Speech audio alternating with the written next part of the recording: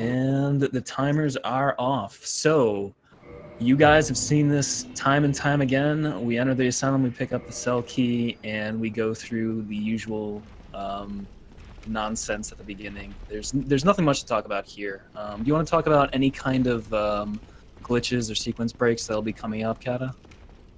I think we just explain them as we go. Okay, pretty much. Sounds good.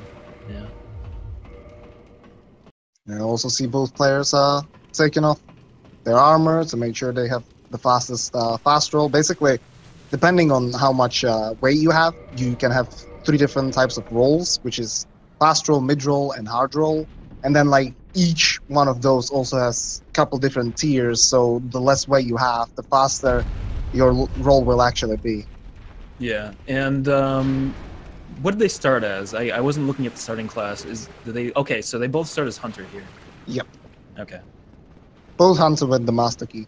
Yeah, so this is a slower asylum than you may be used to seeing some other routes. The fastest asylum is with the Thief, where you use black fire bombs. But since they both start as Hunter, they're going to want the Master Key, which means they can't get the fire bombs as a starting item. So asylum is about 10 seconds slower, I believe. Yeah, roughly around that time. So they're gonna regrettably talk to Oscar, get the key. It's actually faster to just talk to him if you can mash fast enough. Yeah. You don't even need to mash too fast to make it faster than killing him. All right, so a little RNG right here. These hollows can block you. You kind of want to alert the first one and make sure you don't bring the second one out. And you can see Kahmul pretty much did that perfectly. Yeah, Nax had Nax is a having little bit of an issue. issues, Yeah. but got in nicely. So now both runners are gonna plunge, or do rather a jump attack from the balcony, and that's gonna register as a double hit basically. So they're gonna deal, as you could see, like pretty much half of the health bar in one attack. Yeah, and Kahmul gets a better RNG there. Nax, unfortunately, Silent Demon flew up on him.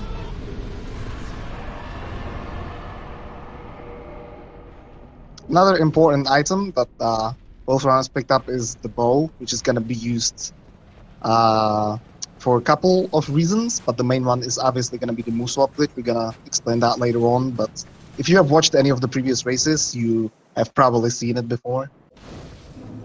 Right.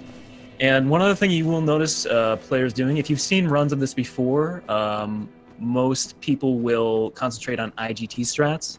So that asylum door, you would normally quit out at it. However, since we're following RTA here, it's faster to just let the door open and not quit out, and you'll see that a few times during the run. Exactly. The really nice thing about in-game time is that like it's consistent no matter what frames you're running at, because it's hard-coded to add a certain time, you know, each frame. So it doesn't matter how much time you lose RTA when competing for the leaderboards. So you can see that both players did a little roll there in front of the Hellkite Drake that arrives on that bridge. You have a few frames there, not sure how many exactly. It's not too precise, but it is fairly precise. And if you roll correctly, you avoid getting staggered there, which can help just save a little bit of time. Yeah, both runners going to the Undead Merchant and buying several items. The weapon, or rather the bottomless box. Kahmul also buys fire bombs. Bottomless box is basically like a storage that you can access at every bonfire, and it's gonna be used later on for some insane glitching. Alright, so here Kahmul is grabbing the gold pine resin, which is a very overpowered item, I guess, for early game. Allows you to basically get through these bosses a lot quicker than you otherwise would without it. So you're going to see that he applies the resin in this fight, and Taurus becomes somewhat of an easier fight based on that. But you still need to be careful about some of Taurus's attacks, how he can stomp you and stagger you, and how long it takes to stagger him. Yeah, like the damage from the short sword is actually almost nothing. Like a lot of the damage, or rather 95% of the damage that you're seeing here done to Taurus is done by the golden pine. Yeah.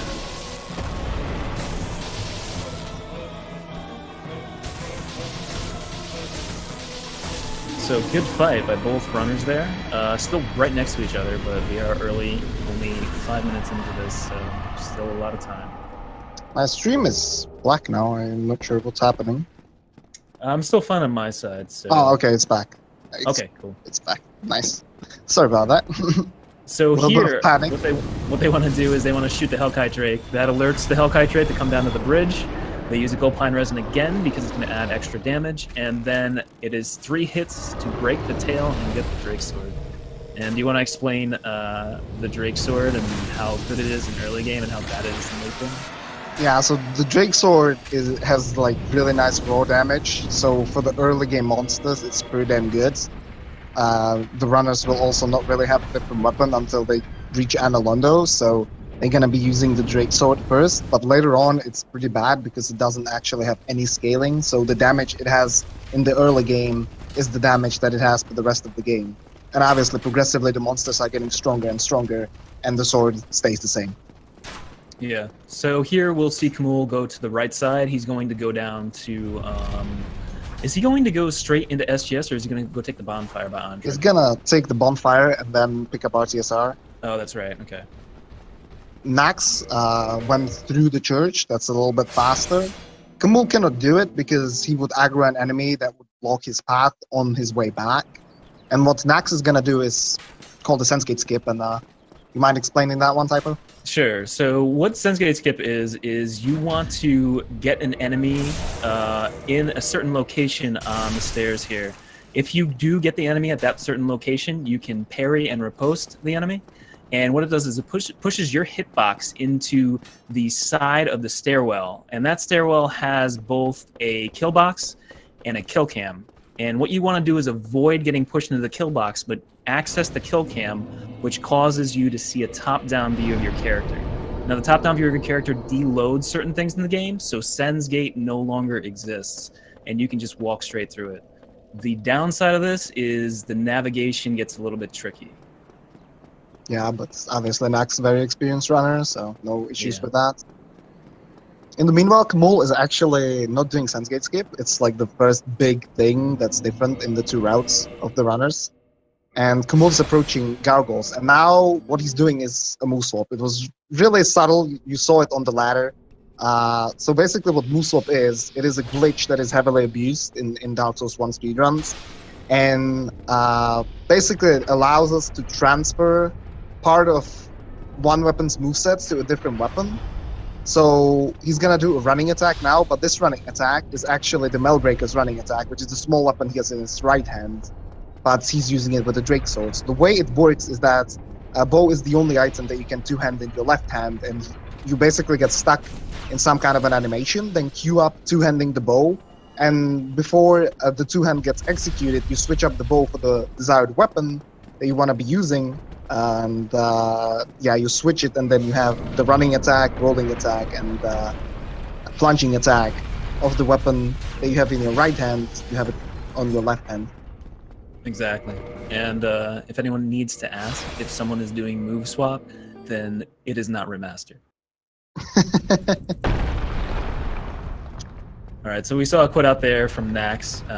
That boulder there, unless you have the force favor and protection ring, or you have more vitality, you cannot backstep that boulder without risk of dying. So the best thing there is just to quit out.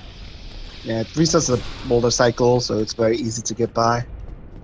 Meanwhile, Kahmul right now is doing what Nax is actually skipping with his route, which is picking up the red tearstone ring, in short RTSAR. So Nax will never physically pick it up, and he's gonna obtain it later via glitch. We're gonna obviously talk about that. Yeah, Kahmul is going through Darkroot Garden right now. He's gonna do a plant skip, like a local jump. He's gonna pick up the Grass Shield, which is a shield that if you have it equipped, it regenerates your stamina a little bit quicker. It also has like pretty okay block percentages. And what RTSR is, it's a ring, as I said, which basically doubles your damage. So the calculation is a little bit complicated because there's obviously like resistances and whatnot, like enemy resistances that are actually in play. But yeah, basically your AR should be, which is like your damage should be increased by 50%, but somehow it ends up being doubled instead. And the only condition that you need to be in, or the only condition that this boost has, is that you need to be under 20% of your health. So for the most part, you're gonna see both runners in a lot of the fights be very low on health, or you're gonna see them taking fall damage. You're gonna see them taking hits from enemies to be able to have that extra damage in the fight. Yeah, and unfortunately, Nax does not have that ring yet, as Catalyst mentioned, so this fight will be longer than it needs to be. I'll explain the Iron Golem fight really quickly. What you want to do is you want to deliver 400 damage to his leg, below the knee. That's how to stagger him, just like Nax did right there. After that, you want to deliver another 200 damage below the knee, and that knocks him off to the side as long as he is facing in a direction where he can fall properly. And that's the fastest way to take him down. Yeah, and Nax basically has double damage because of the Moose Swap. So I haven't explained that why Moose Swap is actually really good. That's because the rapier that they had, that they bought at the Undead Merchant, its running attack deals damage in 2 ticks. So it basically procs twice. And if you transfer it to the other weapon also deals double damage pretty much, except it drains a lot of your stamina. Yeah, indeed. Alright, so Nax is not taking the Anor Londo bonfire. I think he's going to get it automatically. Yep. I can't exactly remember how that works. Do you have an explanation for that, Kata? Yeah, but there's a location in this area called the Painted World, which is kind of like outside of this world. Let's say it's like a different map, and every time you exit that map, it sets your default bonfire to the Anor Londo bonfire that he skipped. So later on, he's going to be able to access it, even though he never actually reached it before. Yeah, it's interesting how default locations work in this game, and it's the same kind of thing with wrong warps, which we won't see here, but is another interesting glitch in this game. Yeah, this game is like a really good speed game with a lot of tech that's both useful and useless. Like, there's so many obscure things that it's actually kind of crazy. Yeah. So Kahmul going through the Sen's Gate skip now, Nax just falling off there. You want to get a jump on that last portion, of course. Yeah, the really good thing about this game is that like it doesn't store your position midair, so you can just, if you fall off like this, and if there's not a death plane right underneath you, you can just quit out to reset your position to the last solid ground. Yeah, so I think Nax will rotate this tower twice here, so he can access the Gwendolyn fight.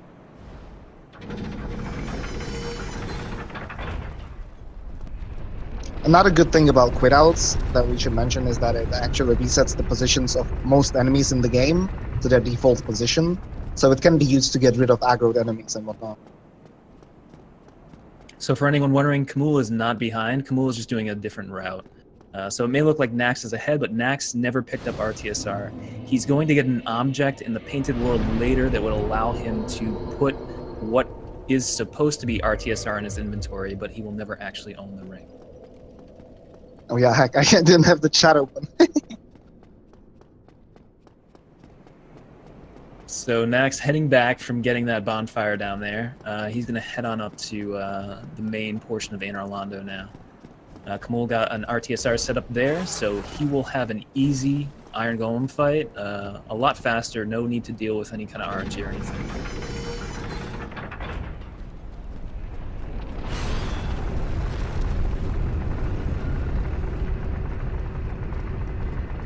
So you're going to see Nax do a little jump here. He comes up on the side of that railing, jumps off, and quits out immediately. If you don't quit out soon enough, the bridge will stay up. But you want the bridge to stay down so that you don't have to rotate it again later. Yeah, it doesn't save as much time RTA because the quit out obviously, you know, takes a while, but the in-game time doesn't run when you quit out, obviously. So in-game time, it saves even more time. And what is the time loss for a quit out? I think it's like 6 or 7 seconds RTA, something like that. Yeah, something like that, most likely. I'm not exactly sure. Yeah. All right, so this section right here is a little tough sometimes. If you've been running this game for a while, it becomes a lot easier. But this is a known section that Nax is going through that has been an issue for casual players, just because there's so much going on at once and so much being fired at you. But once you understand how to use the sound cues and how to appropriately roll all the attacks, it becomes a lot easier. You can see on Kahmul's screen how his Iron Golem fight was a lot easier because he has RTSR, so he doesn't have just double damage, but actually quadruple damage. So it's very easy, and he just gets it in one cycle. So Nax is gonna take this safety bonfire, of course, because O&S is just like, if you're good enough, you can get it very consistently. You can kill them, even though you're gonna lose some time in the fight. But sometimes there's just situations that are unavoidable. They're rare, but there are situations like that. So taking this safety bonfire is an absolute necessity. And it all depends on your, risk profile as well. If you do like to just go through the fight as fast as possible, and that's how you normally do it in practice, then you probably want to take the bonfire because there are a lot of weird things that can happen in the fight, especially if you don't have RTSR and you need to kind of wait out some of Ornstein's most attacks.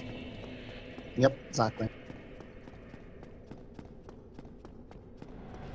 So Kahmul took the Anor Londo bonfire, unlike Nax, because Kahmul is actually going to be doing paint work really late in the run, instead of doing it as early as Nax will be. So he's gonna have to go and kill Seath, for which you need this Anor Londo bonfire, basically, to be really close to Duke's archives. So that's why he took it.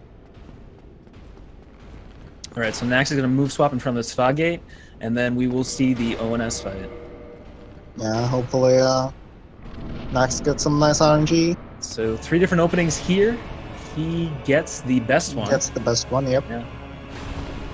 It's gonna roll past him and then do the running attack. It's gonna stagger him with that running attack. That was really unlucky. Yeah.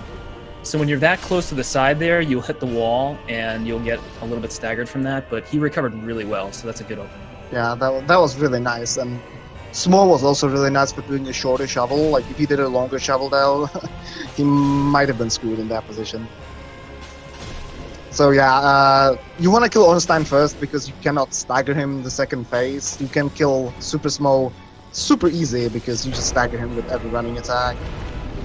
Alright, really nice fight for Nax. The stagger there is so useful on Smo. And he did get the elevator, so I can't imagine it going much better than that. That was really nice. That was really good. So Kahmul is gonna have it's kind of hard to judge what's riskier, if no RTSR or RTSR. I would say no RTSR is a little bit safer if you just want to play it safe. RTSR, if you want to have a really good fight, so like really fast fight and want to risk it a little bit, is better because you will just kill Ornstein in 2 hits instead of 3. So that might not sound like that big of a difference, but it's actually quite huge. And depending on how Kahmul's fight goes, you might be able to see it. Yeah, so Nax is heading down to Andre here. I believe he's going to get the Crest of Artorias. Yeah, Crest of Artorias most likely also 999 arrows. And the Weaponsmith box also gets the shields. There we go. And now he's going to perform quantity storage. So you want to take this one away? I would love to, but I have not done ESM or quantity storage, so you can go for that. Alright, I'll go through it then.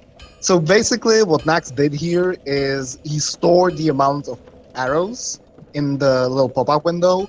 So he selects the arrows and chooses to drop them, but then just cancels the drop. But the game stores the number 999. And then with some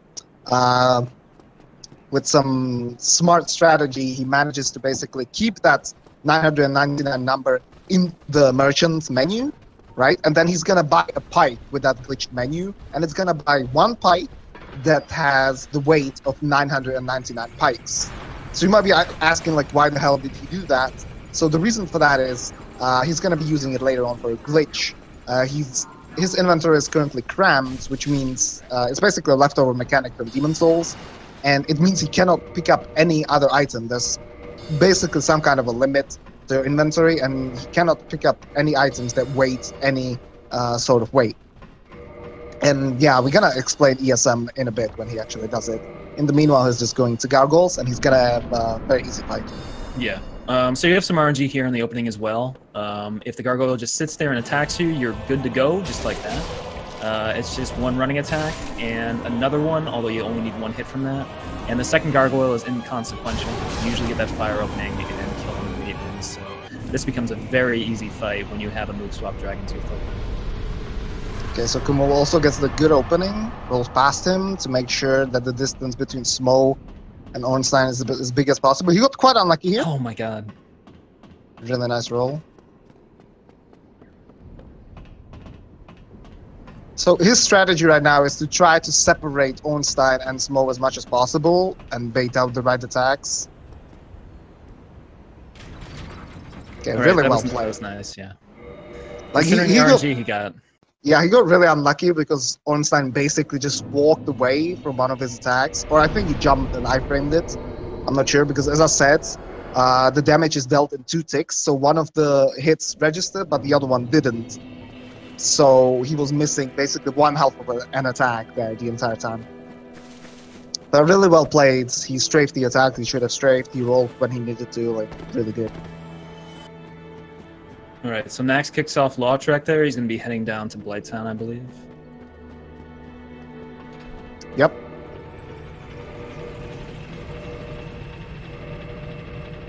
So both runners, both Nax and Kahmul, shot Guinevere.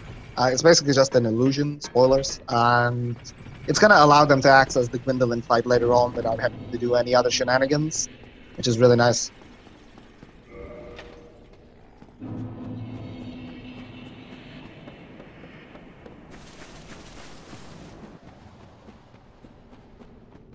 So Kahmul is also going to go ahead and head to Blighttown.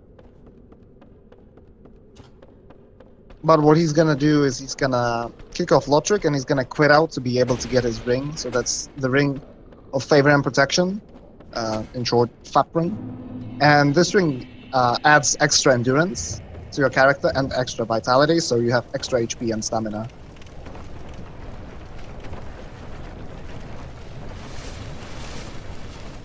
All right, so Nax did the Blighttown skip there. There are a number of different ways to get down there, but that's the most popular way or the easiest way. You can do Blighttown drop, we should say. Yeah, the Blighttown drop, I guess. Blighttown skip actually refers to a fall control skip. He's going to go past the bonfire here after he takes it and grab a dragon scale, because that is what he's going to use the quantity storage glitch for. That dragon scale is going to become, I think, 99 dragon scales, and he's going to use that to upgrade the dragon tooth to +5. So what you saw Kahmul do was buy some spells and also a catalyst, because Kahmul is actually using magic in his route a lot more than Nax. Nax is basically just going to have hidden body as a spell later on, but Kahmul is going to be using magic in the late game.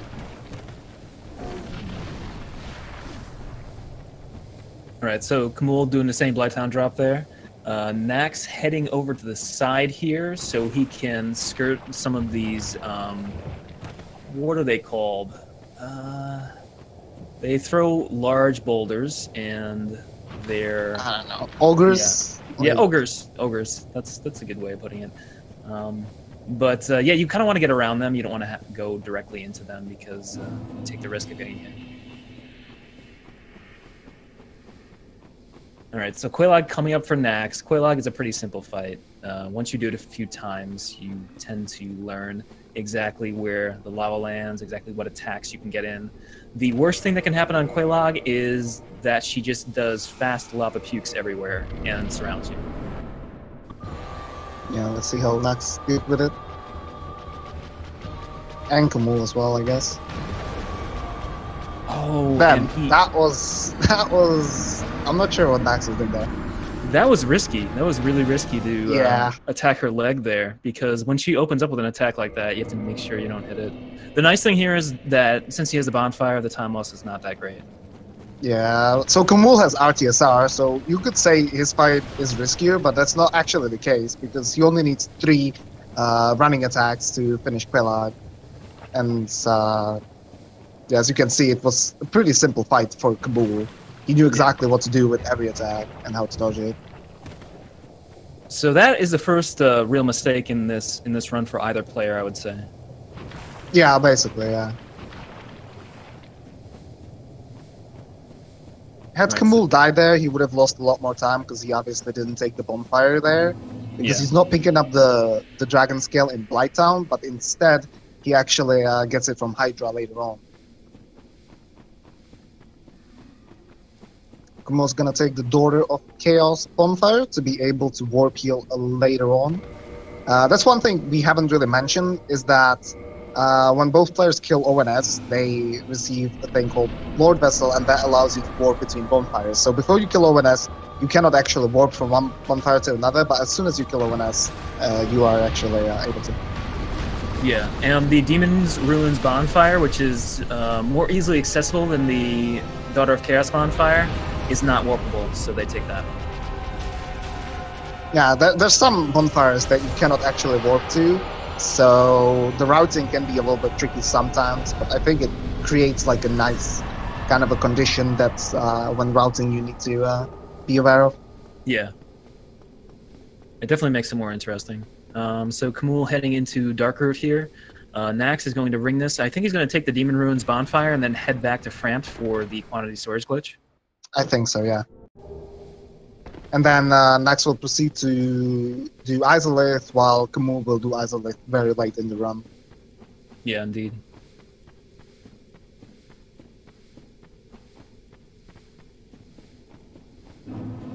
All right, so if you want to get a leg up on explaining this, Nax is going to be doing a lot of stuff in a small amount of time here. Yeah, so Nax is going to put the Dragon Scale and Quelaag Soul into the bottomless box that I talked about earlier. And what he's going to do is going to use the quantity storage, which is, again, the same glitch he used previously. And he's going to store 999. And he's going to glitch out that amount to Frampt. And he's going to be able to sell a soul 999 times instead of just selling it once. So you can sell a soul instead of popping it and get, you know, a certain value from it, from Frampt. But with this glitch, you can actually sell it 999 times repeatedly, so you can get as many souls as you want.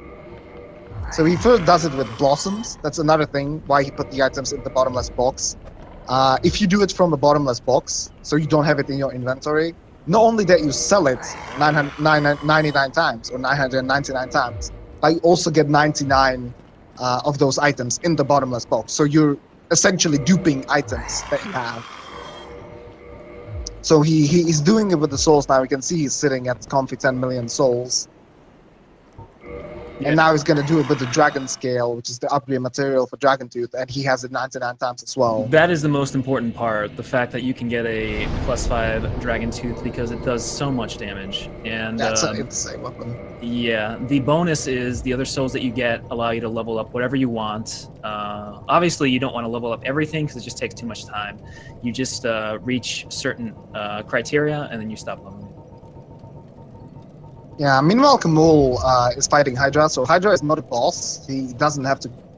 You could say he doesn't have to kill Hydra because it's a boss, but you need to kill this Hydra to be able to access the DLC, which has 4 bosses, and you obviously need to kill those to be able to finish an all-bosses run. And Hydra is actually pretty annoying sometimes, just because of the reach. Definitely. It can be quite annoying if you're newer to the game, or playing it casually. All right, so Kahmul will now go over and trigger the golden golem, and the golden golem spawns Dusk. Dusk isn't as important as she used to be. We actually used to use her for hidden body earlier in the game, back when Crapple Mage was a primary route, but now there's no real use for Dusk except for just getting into the DLC. Meanwhile, Nax is approaching the Ceaseless Discharge. He's gonna taunt him with a throwing knife. Yeah, and this is kind of iffy here. Some of the attacks that Ceaseless does aren't really the nicest in terms of their hitboxes. So you see that Nax goes far away from Ceaseless's arm. Yeah, and Kahmul in the meanwhile, if you have been keeping tabs a little bit, is gonna do the same thing that Nax did just moments ago, because Kahmul got the Dragon Scale from the Hydra.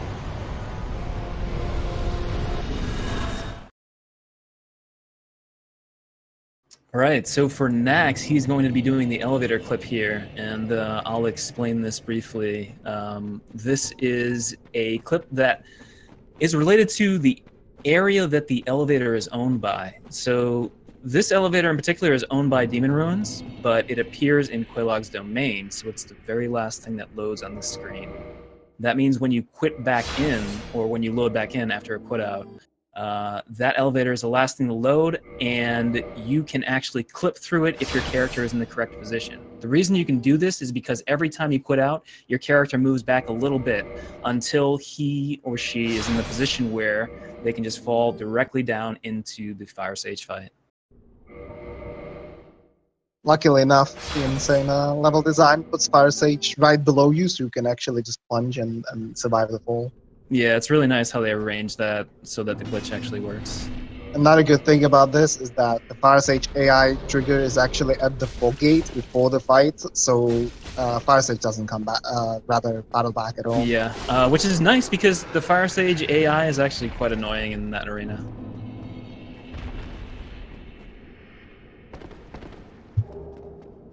Alright, so Kahmul leveling up a massive amount of stats here.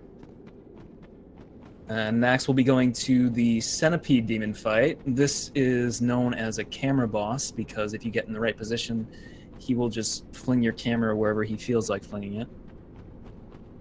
Kahmul, as I was saying earlier, he gets hit here on purpose to make sure that he has RTSAR for the next fight. That's going to be the biggest difference now, is that Nax is doing these fights without RTSAR and Kahmul has it, so his damage is going to be like much higher than Nax's, even though they both have the same weapon.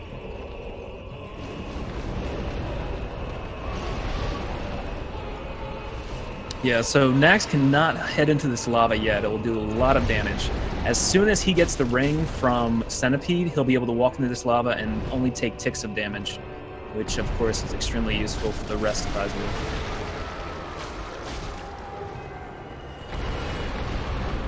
I got the ring already, even though the boss hasn't died yet.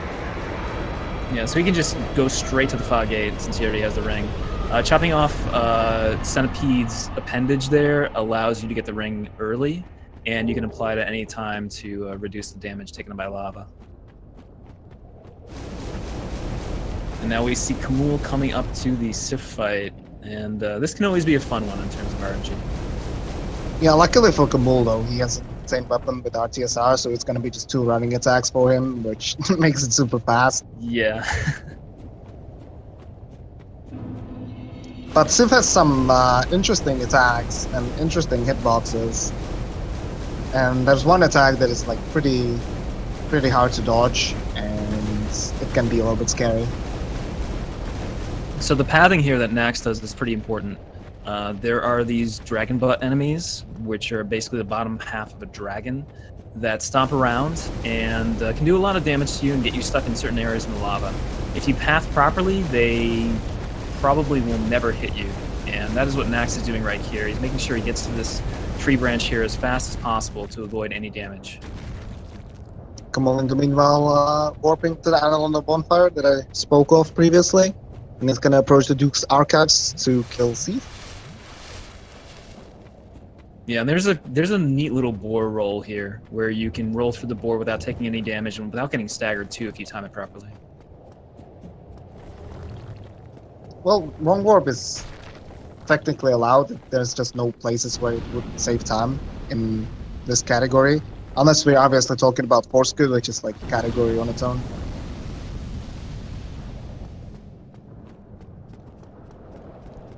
Alright, so Kahmul taking this elevator here. Meanwhile, Nax getting close to the Beta Chaos fight. As most people already know, the Beta Chaos fight has been greatly simplified by a runner named TokiJoin.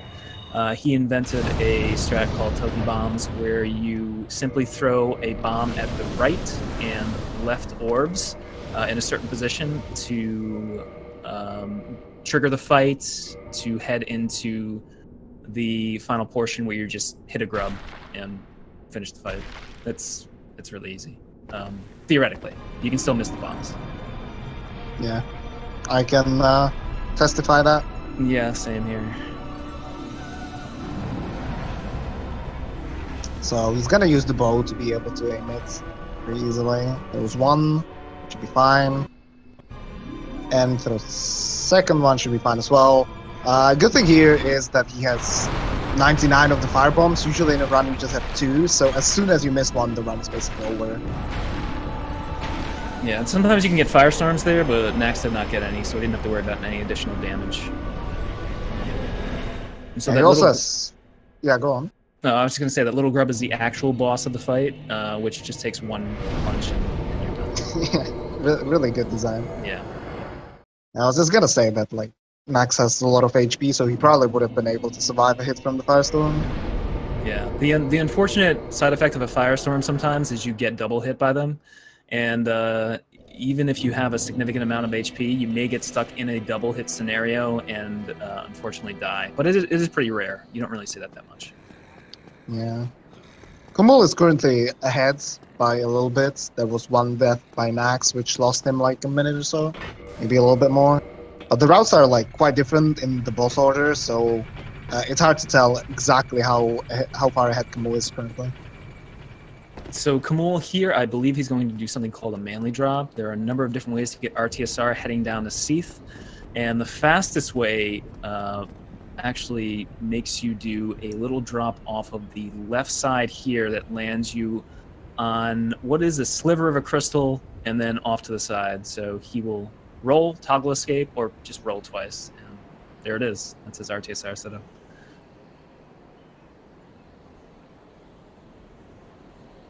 And Nax just relaxing for a bit while he heads into the Stray fight. Stray is a pretty easy boss. Can waste you some time with RNG, but in general, there's nothing you have to worry about unless you have a hollow in the fight.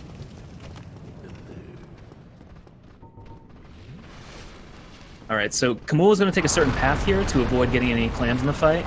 These clams can actually get into the fight with Seath if you navigate in a certain method that allows them to chase you.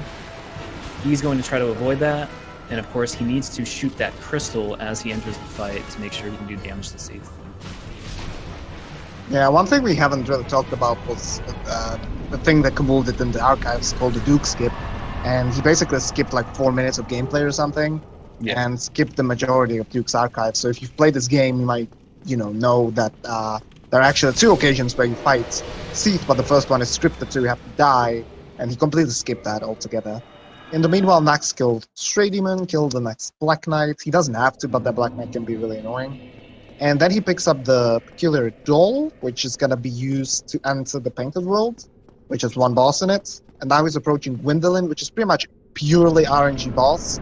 Gwendolyn has 3 different magical, or 2 magical attacks and 1 set of arrows that he can shoot. And this is the Homing Soul Mask. This attack is really bad. You have to just hide behind the pillar and not really do anything.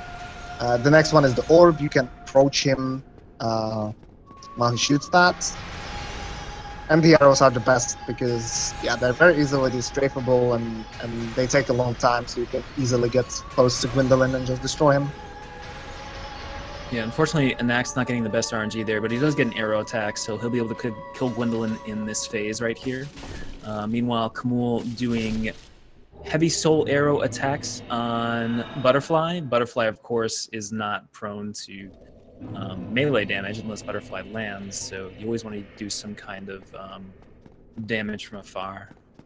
Yeah, heavy soul arrow is not a very good spell in terms of power, but Kahmul has 99 intelligence, which is the max level, so yeah, he's doing quite a bit of damage.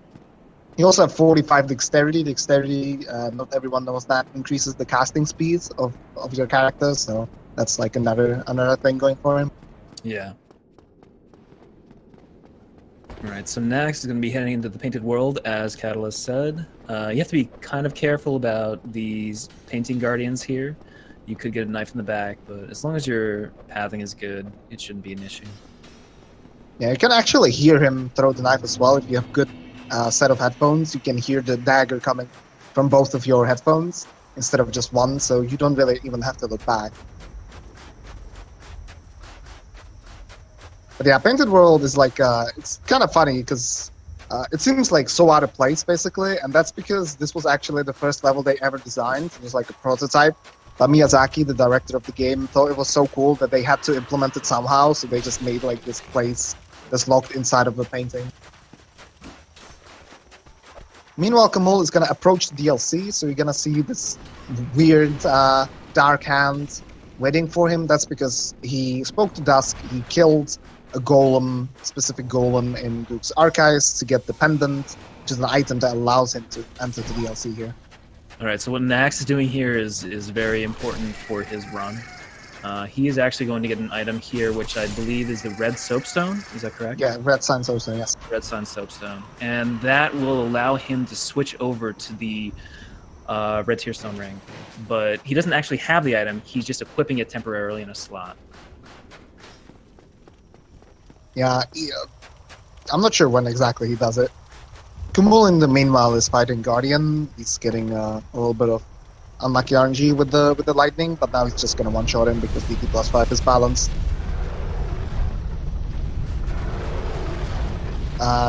Yeah, so Nax is gonna approach Priscilla. He has to be a little bit careful on this bridge, but since he has like a lot of HP, he should be safe even if he gets hit. Kahmul wisely taking this bonfire. It only loses you a little bit of time. Right. It's like, I don't know, 15 seconds if you have to set up RTSR for Artorias. And it's a lot of safety away. No, in an old route you might grab hidden body somewhere else, but here you get it from the mushroom and Alyssa. Good fight for Nax there. Yeah, it was a bit scary because that attack can kill you. The breath can kill you even after Priscilla is dead, but he navigated throughout the arena very nicely. Yeah, I've never really learned how the hitboxes work for the breath. Like, do they just wander around and potentially hit you?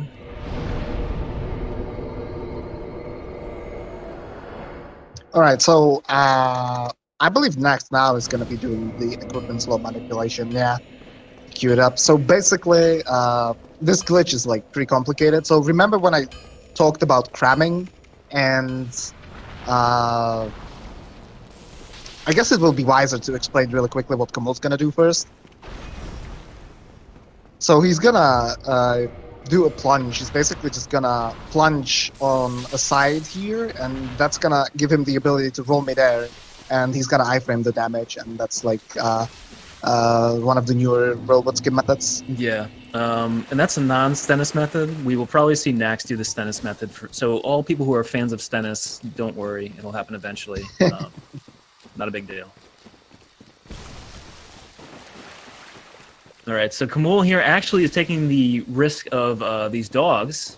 These dogs can hit you pretty easily, and within RTSR range, one hit can kill you. But you can also trigger Calamite early, which saves some time. Yeah, it saves quite a bit of time RTA actually, because the bone out obviously takes some time if you do it later. So this fight with Calamite, basically you're first supposed to get into the arena and die, or like, you know, because you don't expect Calamite to be there, he's just flying up in the sky, and then you're gonna have to approach an NPC later on and ask him to shoot Calamite down to be able to fight him. So he just runs into the arena and triggers him that way.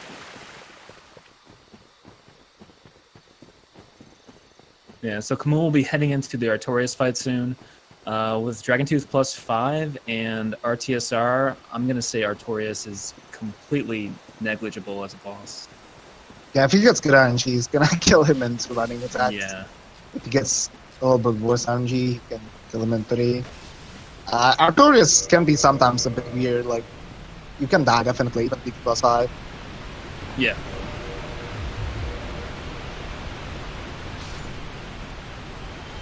So he waits for the opening, he gets that. One hit, then he's going to... He's playing it safe. Yeah, he's going to play it safe. Smart choice for sure. Yeah. So I haven't explained the equipment slot manipulation. So as you can see, Nax never picked up RTSR, but right now he's in the RTSR range. As you can see on the top left corner of his screen, you can see that little gem there. That means he's RTSR range. And he has the effect of it. So what he did was he got the red side soapstone and painted world, and then because his inventory is crammed, let's keep it short, he's able to equip that in that red side soapstone to his ring slot, and the game only checks the ID number. It doesn't check if the item is the correct type, right? Like, it doesn't check if it's the ring or a consumable. It only checks for the ID. Luckily, the red sign soapstone shares the same ID number with the red tear stone ring. So the game thinks that you actually have equipped the red tear stone ring. So even though you never physically own it, you have the effects that come with RTSR. As soon as you unequip it, though, you have to get a pike again, you know, do the cramming thing and do ESM again. Yeah, so Kahmul heading into the depths of the DLC here. He will eventually get over to where Manus is, but right now he's going to use Hidden Body a few times and he needs to grab the Crest Key, because the Crest Key is going to allow him access to Go. And Go is important for shooting down Calamite, otherwise the fight is much, much different. Yeah. So Hidden Body is exactly what it sounds like. Basically just makes the enemies aggro a little bit later because they cannot like see you. Kahmul had good RNG with the monkey enemy there. The monkey was really far away from the mimic. He threw Lloyd's talisman to put the mimic to sleep and just picks up the crest key. Yeah, that elevator there is nice as a backup. Yeah, in case Kahmul dies, he doesn't have to run all the way around. It's basically just a shortcut. So this bridge is known as the Hell Bridge. Without Hidden Body, it's actually quite tough to arrange all the enemies properly and avoid getting hit. But with Hidden Body, you don't really have to worry about much. There is one attack that a sorceress can do that may hit you, but besides that, just cast Hidden Body and don't really worry about it.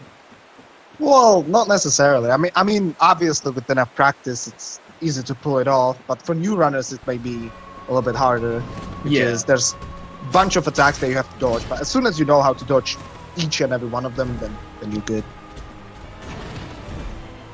Okay, so Max. Yeah, we see some stiff RNG that we didn't see before for Kahmul's fight. Yeah, Max with one of the attacks. It's kind of hard to sometimes hit Seath.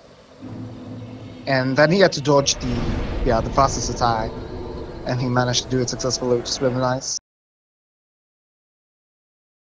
So what Kahmul is gonna do now is gonna pick up the Dark Beat, which is a pretty strong spell. Like, it's really, really overpowered. In order to do that, he's gonna have to shoot the sorceress twice, because you could get sniped later on. And then he just picks up the Dark Beat, and thanks to Hidden Body again and some precise pathing, the enemies don't attack him at all. And if they did, he would be able to roll them. Yeah, and additionally, you'll see Kahmul enter this fight, not from the fog gate, but from the left side of the bridge he's coming up to here. He's going to get to the end of the bridge, go to the left, and roll into the arena to trigger the fight, which saves a little bit of time.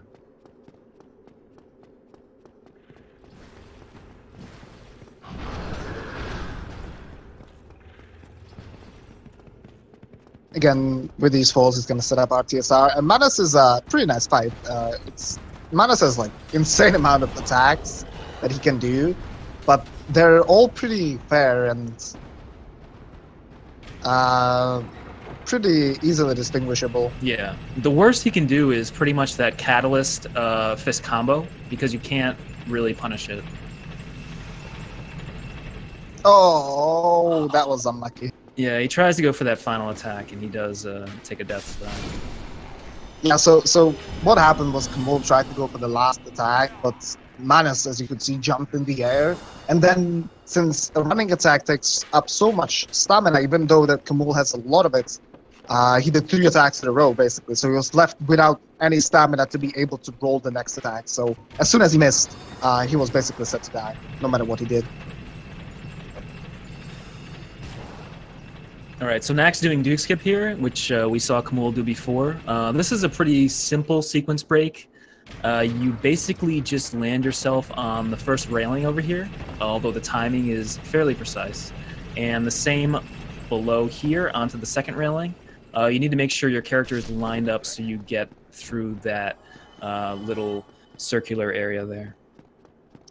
Both runners are doing quite different routes, so it's really hard to tell what the difference between them is. Kahmul was quite far ahead, you could say, probably by over a minute, but now with his death, he's probably still ahead, but not as much anymore.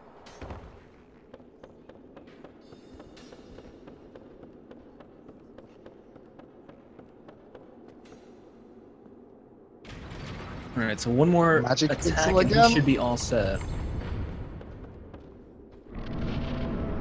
All right. Good. Okay, he got it. Yeah, so when Manus gets under a certain amount of HP, I think it's under 60%, he's gonna start casting magic, and there's 3 different attacks. Kahmul got the shotgun attack when he like sends Dark Beat forwards. That's a pretty good attack because you can punish it with 2 running attacks. You can even strafe that attack. You don't even have to roll it if you're close enough, so it's really nice. Yeah, so he will now go over to Go to trigger the shooting down of Calamite with Go's bow, which is very important to have a fast fight.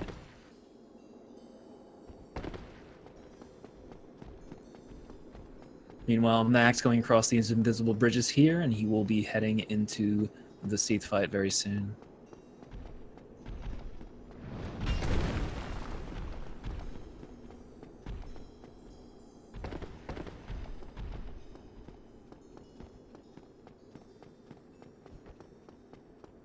Yeah, Kahmul is doing some nice dialogue skipping here, basically walking out of the range to make sure there's no like weird fallouts from the dialogue that would slow him down. Yeah, so after that, he just bones out and he heads back into the Calamite fight. Nax doing a similar method as to what Kahmul was doing here to avoid getting any clams in the fight, and he will be throwing a firebomb to take out that crystal.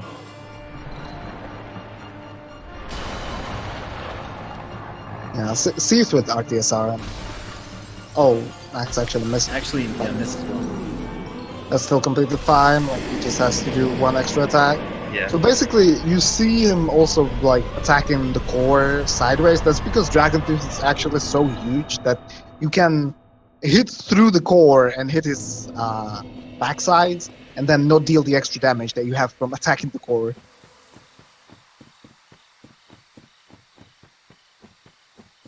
Yeah, so Nax will head over to Butterfly now. Go ahead, sorry.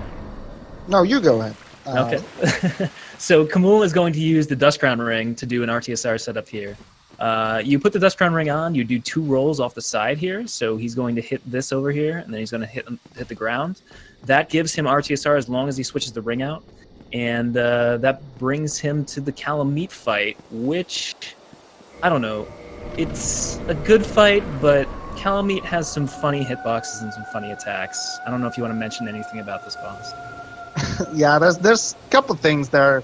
Like this boss fight is quite tricky because you not only have to think about the boss, but also your current position in the arena and other stuff like that. Kahmul played that really well and got rid of him, disposed of him rather quickly because DT +5 just deals an insane amount of damage. Yeah. In the meanwhile, Nax is fighting Butterfly in stone armor that he picked up before Seath. And that's because, as I mentioned, Nax doesn't have any sort of magic. So instead, what he's doing is is using the stone armor to make sure he doesn't get staggered by anything, basically, and just chunks fireballs, or chugs rather. Yeah, I really don't have a good reference point as to how far one runner is ahead of the other right now, just because there's so many differences. Like, Nax has already done all of Demon's Runes and Izalith. Yeah. It's really hard to tell. I mean, Kahmul's only mistake was dying to Manus, and Nax's only mistake was dying to Quelaag, but if I had to guess, I think dying to Quelaag lost him more time than I would say so. Kahmul lost by dying to Manus. So just off of the top of my head, I would say 30 seconds ahead for Kahmul, something like that. Yeah, roughly. Just for the ones joining us, we explained this at the start. This is the grand finals of the Speed Souls Dark Souls 1 All Bosses tournament. It's technically a best of 3. Kahmul is coming in from winner's bracket. The format was a double elimination bracket. So since Kahmul never lost in the tournament, if he loses now, there is going to be one more race. Nax has to defeat Kahmul twice. The race, if it has to happen, it will not happen tonight, just to clarify. However, if Kahmul wins right now, the tournament is over and he's declared the winner. There is no race for third place or anything like that. So we see the first instance of Dark Bead there for Kahmul. The Dark Bead is extremely overpowered, especially for bosses outside of the DLC. 3 shots there, very fast because of the dex that Kahmul has, and he finishes off Stray Demon and the Knight very quickly. And Yeah, that Bead is so strong. Yeah, Nax going into the DLC now, so he will encounter Guardian. Guardian can do a number of lightning attacks. Just sit there and do lightning attacks if he wants to. But hopefully not too many. Alright, that's good. Yeah. This diving attack is really nice because Guardian just sits around for a while, and with a DT +5, you just destroy him instantly. Yeah, you also like get a counter hit after this attack, so you do even extra damage. Yeah. So Kahmul's gonna approach Capra Demon and dispose of him rather quickly as well, if he hits the Dark Bead correctly. So Dark Bead is made up of 6 different projectiles, so it's not as great for like long range, you could say, but for close range, if you hit all of them, like there's an insane amount of damage.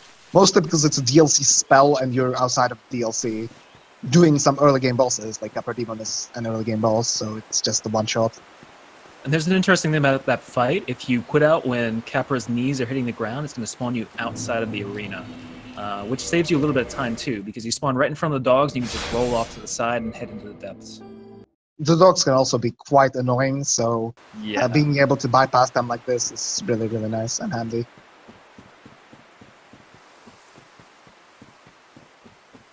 Alright, so Nax continuing through here, he's going to do the Royal Wood Skip, the new version, which you saw Kahmul do before. It's basically just setting up yourself in an area where you can do a plunge attack, but the plunge attack has to hit an object before you go through the elevator shaft.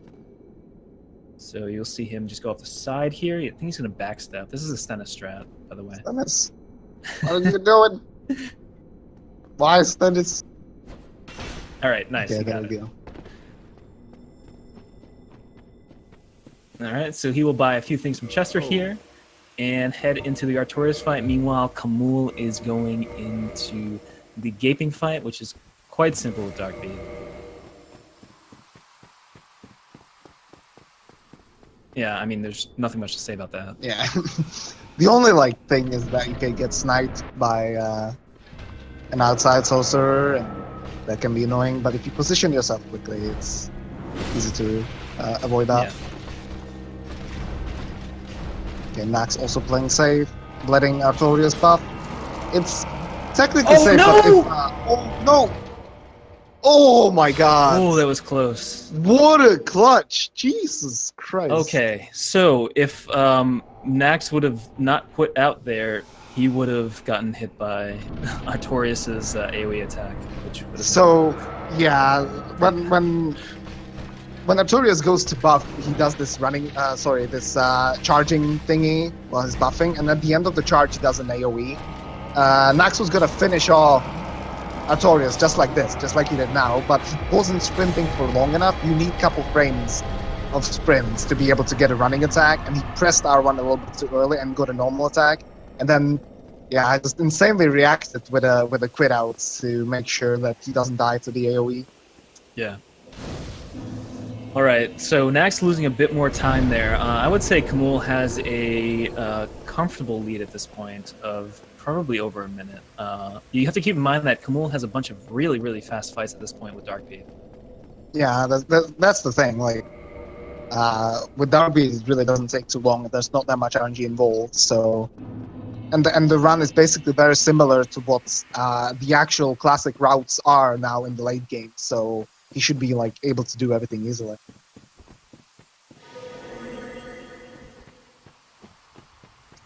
Coming up is the coolest pinwheel fight. Yeah, not much to this. Well, usually you're able to just press R1 and but this kill, is, I guess, a Dark Bead and a punch or something. Yeah, exactly. Because what Kahmul is missing is the Bellowing Dragon Crest Ring, which increases your sorcery damage by 20%. So he cannot one-shot pinwheel, so he just bang does that instead. It's nice. It's the entire reason to run this route, by the way. Alright, so Nax now triggering Calamite. and he will head back into the fight after talking to Go. Kahmul not going for the insane Japanese pathing. Yeah, there are some interesting things you can do here in Tomb of the Giants. As casual players may know, when they first go through this area, it is a mess, and you have no idea what's going on. But once you learn the pathing, it's not too bad. However, there are a number of different ways to do the pathing, some saving a few seconds off the others, but some being much riskier. So Kahmul taking the safest path here. Yeah, you can also do like a little fog gate skip there that some runners do at the like some of the top runners, but it doesn't save too much time. And RTA, not RTA, but without the fall control, which is a spell that neglects fall damage, it's not really worth doing because you're most likely gonna have to heal before Nito. Because upon entering the Nito fight, you jump into it, so you take some fall damage, so you need to have a certain amount of health.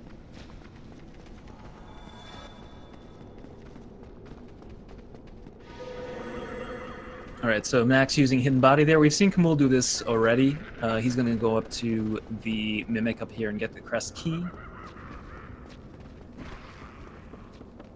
Kahmul doing no Hidden Body. Run through, very confident.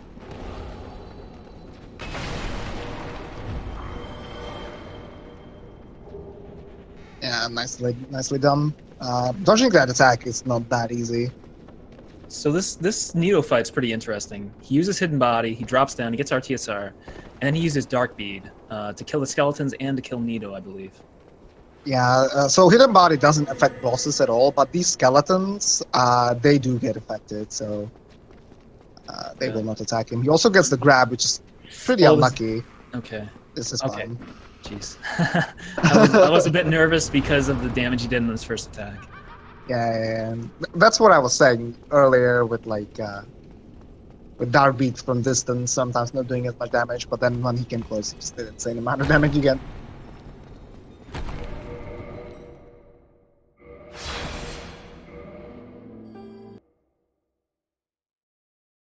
So Kahmul now is gonna head over to Four Kings, right?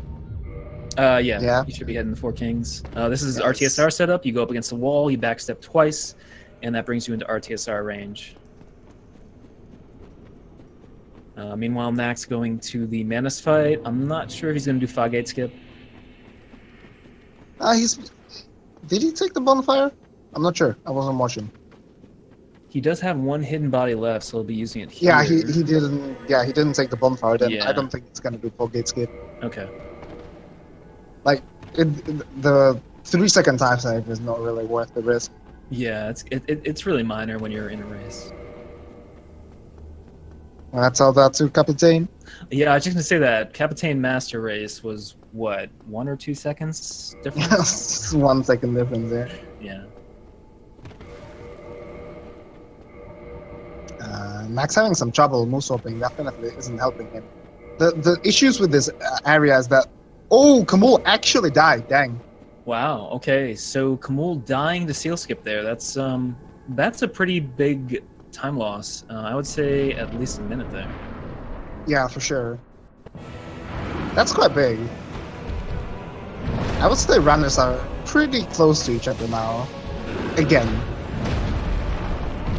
So yeah, as I was saying, the problem with the caves there is that like the FPS drops a lot, so doing moonsault with like low FPS can be really tricky.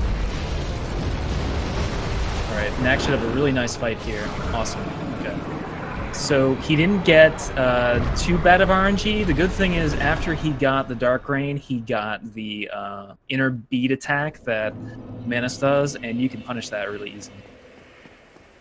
And so what Kahmul died to is seal skip. So there's 2 ways of doing it, basically. One is with fall control, which is a spell that Kahmul doesn't have, and that makes it super easy. And this is also pretty easy. I'm not sure what Kahmul was doing, if he went for the Ivan setup and died, which is basically like, basically seal skip is you walk to the edge and then quit out as you fall down, and you can skip having to get rid of this water. And you can access Four Kings from out of bounds, basically. Yeah, he probably was doing Ivan. He tried it again.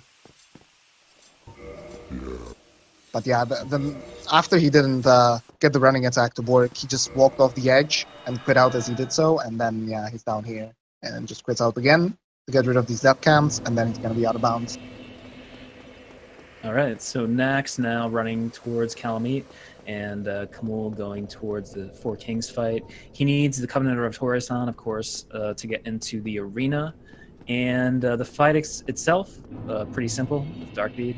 Not much happening here. You have to wait for the second king, though. So no matter what you do on the first king, you still have to wait for the second one. Yeah, so even though the fight is called Four Kings, we're actually only going to see two. That's because if you kill the king, each king has like an individual health bar, but they also have a common health bar, basically, right? And you need to replenish the common health bar to be able to kill the boss. But you can actually shoot the king as he's dying and deal damage to the health bar, to the big one. So he deals insane amount of damage to the king as he's dying with Darkbead, and now as soon as the second king spawns, he's just gonna destroy it.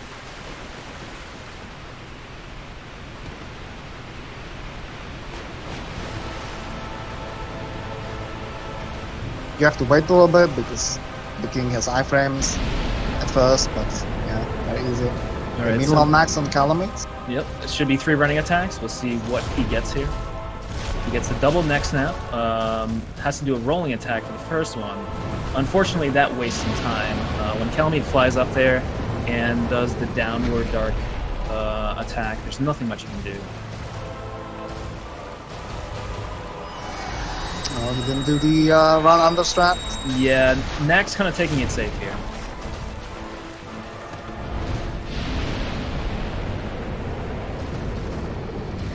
I mean, yeah, okay, now with this attack, he's going to be able to finish this fight off, which is really good. The main thing here was, like, not dying, of course, but yeah, he got him. When Calamite does the grab attack and you can actually predict it, you can just run towards him and then get 2 running attacks in very easily. So that was a little bit of shame, but he managed to survive, which, as I said, is the main thing, really. Yeah. Kahmul is also going to save time in this fight. With Darkbead, Ceaseless is completely inconsequential. You don't even need to do any kind of attack to trigger him to do a slam down of his arm. It's just run up to him and I believe 3 Darkbeads, or maybe it's just 2. I can't remember. It's 3. It's 3. I'm curious if he's gonna do the trade strats, where he's gonna let Ceaseless kill him. Yeah, he probably will. Yeah. It basically doesn't lose any time because, like, you need to wait for Ceaseless to die and then run back to the bonfire. Yeah. So trading here is basically the same. All right. So Nax doing the skip down to Capper here. This little Undead Burg skip. Okay, he didn't risk it. All right, I respect that. I respect that. Kahmul knows that he messed up a couple times, so. Okay, 1 running attack to kill Capra. And another one to kill everything outside the door. Yeah. Alright, so Kahmul doing what we saw Nax do early in the game. Once again, this is the elevator clip. And for those who weren't here before, this elevator is part of Demon's Ruins, but it currently exists in Quelaag's domain, so it's the last thing to load in, and that allows you to clip through the ground if you your character position is proper. Oh, Nax losing a little bit of time by failing this jump. Yeah, you can use this table here to jump back up, but if you do miss and you break a bench or the table itself, you have to jump off again. One funny thing I've noticed is that, like, this jump actually, like, deals damage to you in this game, in vanilla, but in the remaster it actually doesn't deal damage to you for some reason. Really? Okay. There's some weird things in the remaster so far that I've learned about. Yeah, I will say the remaster just, like, 2 days ago when it came out, so it's very fresh and people are still figuring and Nax getting poisoned by the rat there. That is kind of rare to see. Normally if your pathing is good, you don't get hit by that rat. But he shouldn't have to worry about it too much because of DT +5. Yeah, thankfully, like, his amount of HP is good. But, yeah, I thought his pathing there was a little bit off. Oh, and he gets a bad opening too. That's unfortunate. Yeah, that's really unfortunate. Like, it's better to just quit out here and try again to get the good opener, because it's really not worth the hassle. You can see how different Kahmul's fight is for Centipede Demon here. Kahmul, hello? Kahmul! Uh-oh. Jesus! It's gonna have to use the pushing dragon. off to the Dragon Tooth here, and there it is. That was one of the most interesting Centipede fights I've seen. Well, oh wait, it's he's not over yet. He didn't hit him. He only killed the extension. Oh, jeez. So Okay. then he had to equip the And ring. He killed the extension to get the ring to be able to go to the lava and destroy Centipede. So that was like insane. Like I'm telling you, 99% of people would have died there. Oh yeah, I would have died there. Kahmul, ladies and I would have gentlemen. died there. This is Kahmul. Oh, that was actually insane. Like missing so many dark beats. Like the fight is a little bit tricky, but he was just stubborn. He misaimed the second dark beat, and then he just kept on shooting to the same position instead of readjusting the aim a little bit. Yeah, that's an interesting fight because you need to make sure that your position is good to aim those dark beads. Like Kata said before, dark bead aiming isn't as exact as aiming something like Soul Spear because there are 6 beads that go out, and you need to make sure that all of them or most of them hit. This is God damn it, that was close. All right, so will Nax do a plunge here? I'm not sure. You can do a plunge. We'll see though. He has the dragon tooth liquid. He might, yeah, he's gonna go for it. There we go. Very nice. And he gets it. Oh, what a go gamer! Cool little plunge you can do there. Saves you a little bit of time. Like the runners are quite close now with all the mistakes they've done. So like this plunge might even like make quite a big of a difference now. Yeah, let's see where these guys end up. It's really hard to tell. The routes are so different. I didn't think they were this different, but I kind of forgot. Yeah, so Nax has obviously Pinwheel, which he's gonna dispose of now. He has Nito. Then he has 4 kings, right? Yep. And that's it. Yeah, he did Priscilla and Gwendolyn, yeah. Yeah, so Kahmul has Anor Londo after this, and that's it for him as well. So Nito 4 kings. Kahmul has Anor Londo. Wow, it's really close, yeah. It's really hard to tell, especially with Gwendolyn still being in play. Yeah.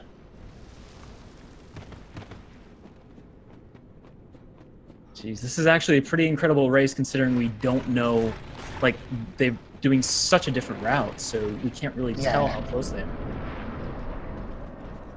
It's quite like cool that they also both like made basically the equal amount of mistakes, so they are this even.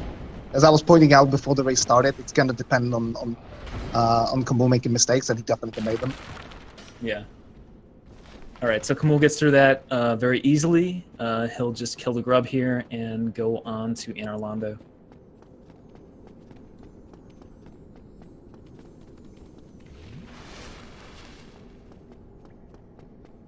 Yeah, I think Kahmul might still be a little bit ahead.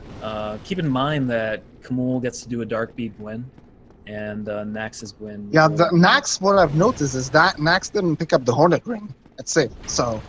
Oh, he didn't? Yeah, so he's going to do the move swap one. Most likely, yeah. So, with the move swap one, you can actually do your last hit as a parry or post, but that's a little bit more risky, I think.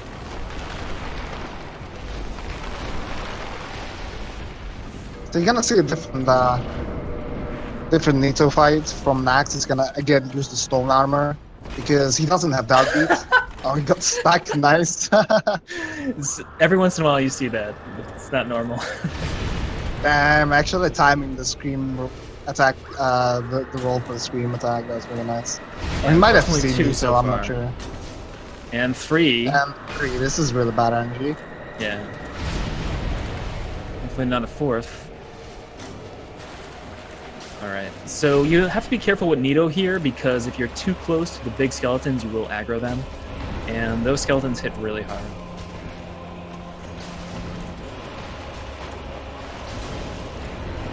But yeah, Nito's attacks are pretty easily avoidable if it's not that scream. or the big AoE because you come close to him and he just misses everything. All right, so done with Nito. Nax will go to 4 Kings now. This is long to get there and to kill the boss, but I still think Kahmul's ahead. Yeah, it's gonna depend like a lot on Gwendolyn. I think Kahmul gets some insane unlucky RNG. It's starting already. Here's the first soul mass. The second one. Okay, here's the first arrows. So you can approach now. It's gonna need one more attack. Yeah, so sometimes you get 2 arrows, sometimes 3. I'm not sure what triggers that. Oh, and he gets arrows again. Okay. Nice. Okay. So that's really helpful. Pretty good RNG there.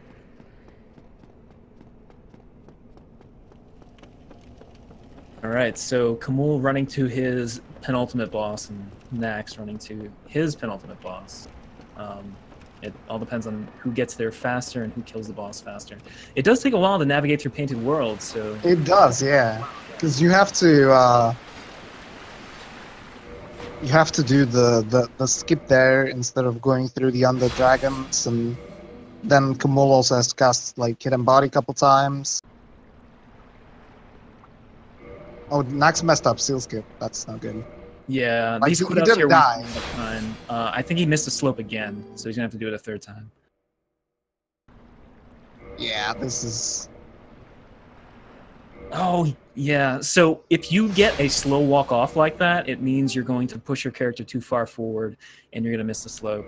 And this has already wasted Nax a little over 30 seconds. He got it now. Yeah, but yeah, this is basically nerves. I think this is the decider. I think Nax just lost the race. Yeah. And the tournament. Unfortunately. I mean, stuff can still happen, but Kahmul has Hidden Body, so these skeletons will not attack him, or hollows rather, sorry.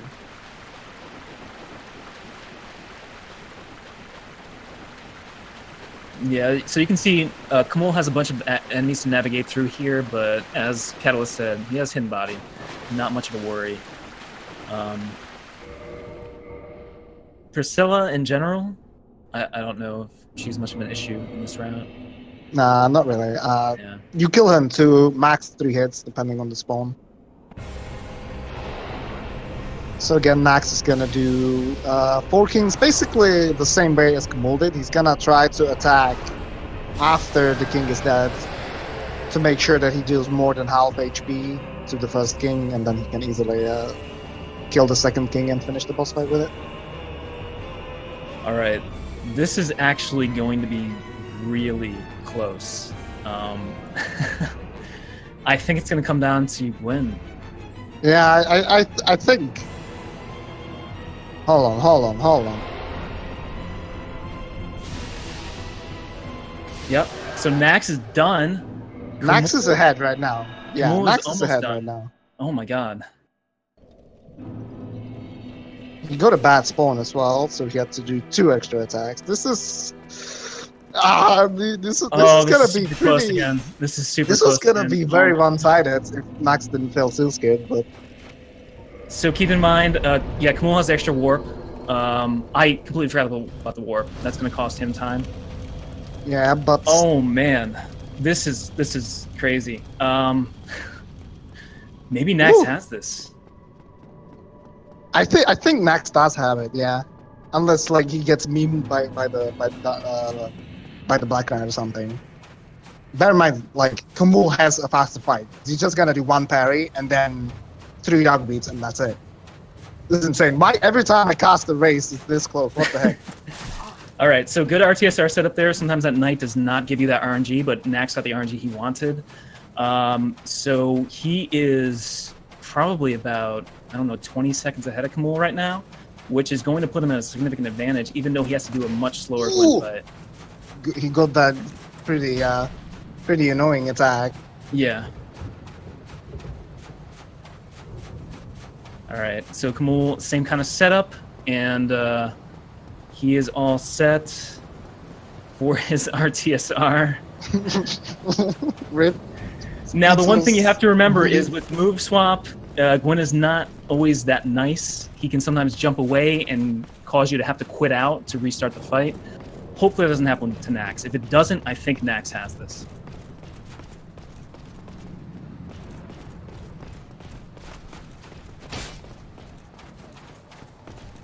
So these guys, I wouldn't hire them as my bodyguard. They're absolutely useless if you have the right pathing. You don't have to roll anything.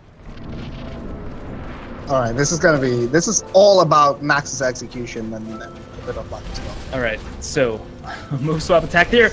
Oh my! Oh my God! Not like this! Oh Not no, like dude! This. Oh no! He gets the bad RNG. He gets the jump back immediately, and that's really bad. He wants to get what he exactly got there. And oh, he's still gonna win! He's still gonna win! Oh my God, he's still gonna win! Don't jump! Don't cast in a body! Don't do anything! It's a second! It's 1 second again on SRL! Yeah, Max wins with a 120-31 versus a 120-32. What? What? I said in Captain versus Master, I said we're not gonna witness anything like this ever again. Like a month later, we have this in the grand finals of a tournament that's been lasting for over a month with all the top runners participating. Hello?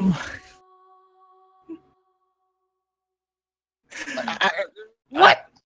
I don't know. I don't know, man. This is absolutely incredible. What just happened? For the finals match? Like, how do you even make the odds for something like this? What is it, like 0.00001%? Just absolutely amazing. Dude, I have to... Okay, so Nax is in here. I'll move him over. Hopefully Kahmul can join up soon. Let's see. Like, this is insane. Oh, I just messed up. There we go. Hey, Nax. Kata, what is with you and commentating these races? I don't know. It sounds like you're shaking a little bit. I can tell. Maybe a little bit. Hello, runners. Congrats on this amazing race. GG to both. It was Clown Fiesta. Dude, for the longest time, I thought Kahmul was in front, but then when Nax got through the Four Kings fight, I was like, holy cow, this is so close. Yeah. I don't know, it just lined up perfectly yet again. Like, it's so crazy, right, guys? Like, I guess this is why you like running this game so much, because no matter what the route is, and the variety and the different, like, boss order that we had, we still ended up being 1 second apart. Yeah. That's crazy. Yeah. So, I'm gonna start with the winner here, Nax.